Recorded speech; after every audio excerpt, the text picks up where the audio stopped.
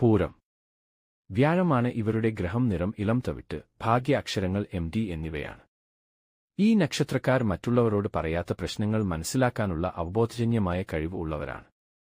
ഇതിനായി അവർ ചോദിക്കാതെ പിന്തുണ നൽകുന്നു. ഈ ഗുണം അവർക്ക് വലിയ ബഹുമാനവും പേരും നേടുന്നു.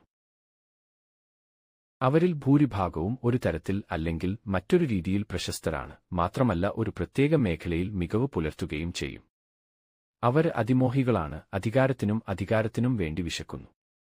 എന്നിരുന്നാലും അവർ വളരെ നീതിമാന്മാരാണ്. അധാർമിക പ്രവർത്തനങ്ങളിൽ ഏർപ്പെടുന്നില്ല.